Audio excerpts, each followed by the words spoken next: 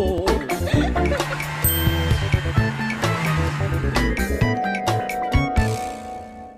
Comment on fabrique l'argent?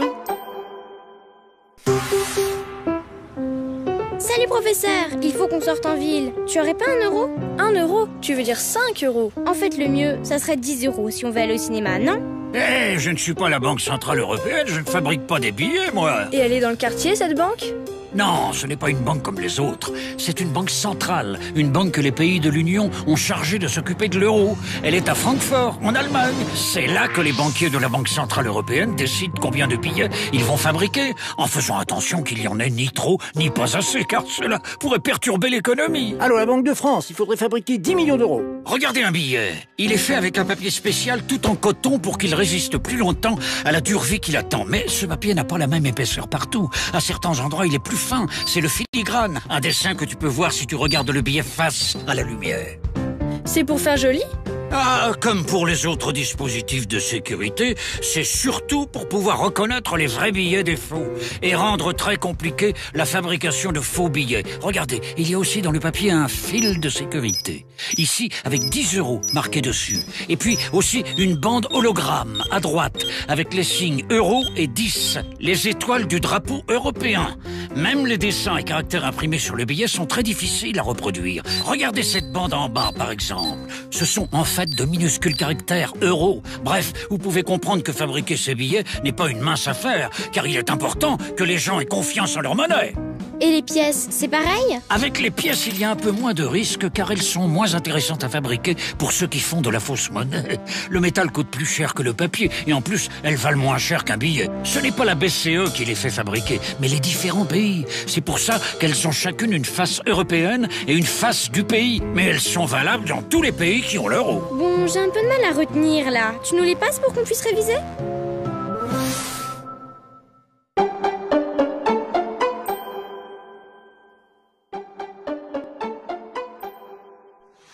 Consécutive à la crise du pétrole.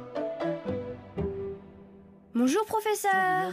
Nous aussi on va se se reposer, on n'a pas arrêté de travailler depuis ce matin.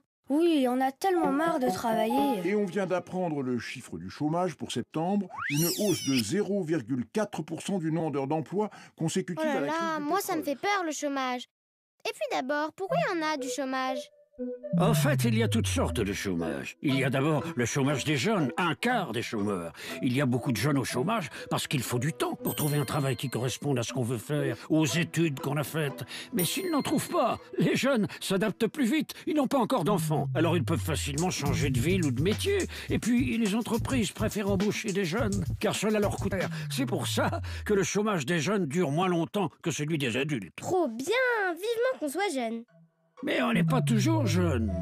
Car ensuite, il y a le chômage des adultes, les 3/4 des chômeurs. C'est un chômage qui dure plus longtemps car il est plus difficile de retrouver un travail.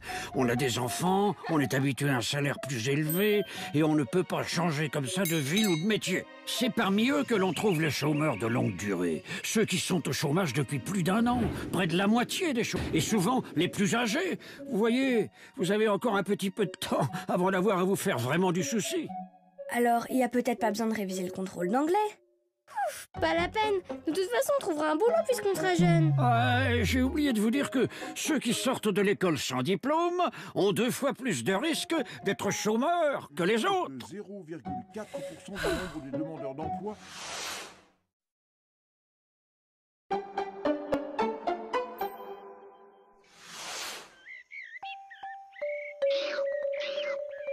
Professeur, il y a plus de miel sur ma tartine. Je peux jeter le pain? Malheureux, que fais-tu là? C'est du gaspillage. Bientôt, cette tranche de pain vaudra aussi cher que du pétrole.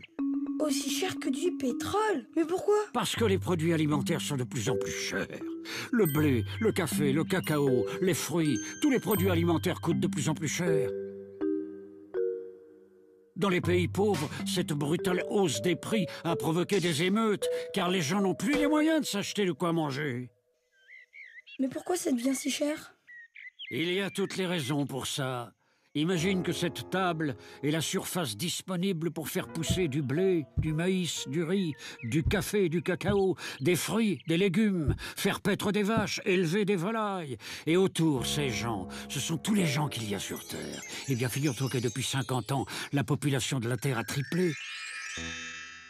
Et en plus, les gens des pays développés se sont enrichis, mangent plus, tout ça alors que la surface pour produire de la nourriture ne cesse de se réduire, parce que les villes, les routes, les usines, les parkings prennent de plus en plus de place.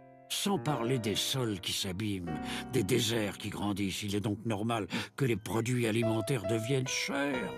Mais alors, on va mourir de faim? Toi, non, parce que tu habites dans un pays riche. Ici, cette hausse des prix oblige les gens qui ont des petits salaires à faire des sacrifices. Mais on ne meurt pas de faim. Par contre, dans les pays pauvres, presque tout sert à se nourrir. Et il y a vraiment des gens qui peuvent mourir de faim. Bon, alors je voudrais bien encore du miel sur ma tartine. Et tu manges le pain. Et je mange le pain.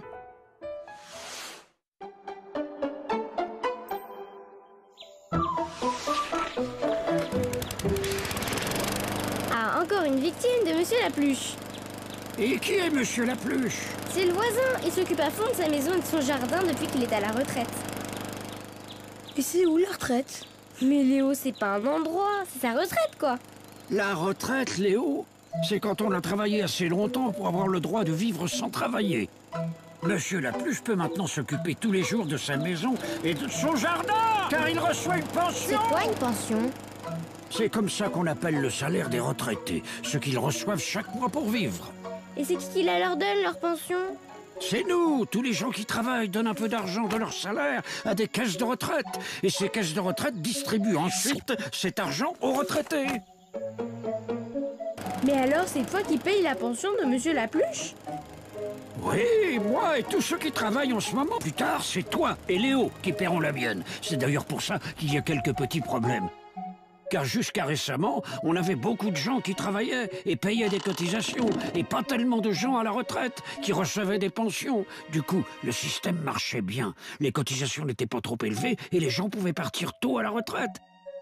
Mais aujourd'hui, les gens ont eu moins d'enfants, il y a donc moins de gens pour travailler, et ils vivent de plus en plus vieux, il y a donc de plus en plus de retraités. Résultat, les gens vont devoir travailler 3 ans de plus qu'avant. 40 et bientôt 41. 41 ans? Mais je travaille déjà à l'école, moi. Je ne peux pas en plus travailler tout ça. Merci, Monsieur Lapluche. Votre intervention nous a épargné un très mauvais moment.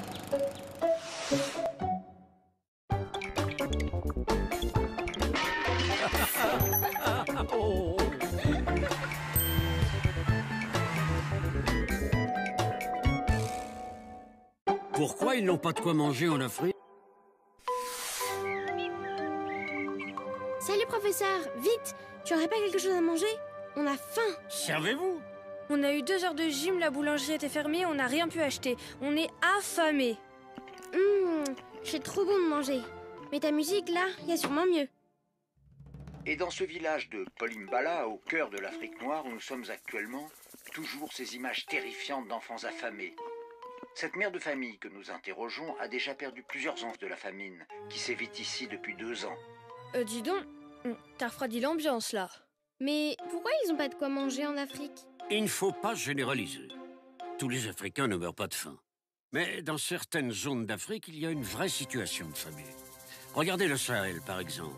C'est cette immense région qui borde le désert du Sahara au sud. Le climat y est très sec, les pluies très rares et les points d'eau peu nombreux. 2 sortes de gens habitent ces régions. Les éleveurs, qui ont des troupeaux, cultivateurs, qui font pousser des céréales et des légumes. Souvent, ils ne parlent pas la même langue et ont du mal à se comprendre. Comme la population a beaucoup augmenté depuis le milieu du XXe siècle, et qu'en plus les sécheresses sont de plus en plus fréquentes et que le désert s'agrandit, il n'y a plus assez de terre et de points d'eau pour tout le monde. Les gens commencent à se disputer les maigres ressources, et si les gens au pouvoir s'occupent mal du pays, cela provoque des guerres. Et la guerre, dans une telle situation, cela empêche toute circulation, tout échange. Les hommes deviennent soldats et ne peuvent plus s'occuper de leur famille. Des villages sont brûlés, et même l'aide envoyée par d'autres pays a du mal à arriver, car tout est désorganisé. Bref, la famine s'étend et c'est la catastrophe. Et ça n'arrive qu'en Afrique? Non, cela peut arriver aussi ailleurs, dans les pays pauvres. D'abord, quand il y a une guerre ou une grande catastrophe naturelle, un tsunami, un tremblement de terre, une inondation, alors ils n'ont rien à manger ou ils mangent n'importe quoi. Bah maintenant, on comprend mieux ce que c'est d'être affamé.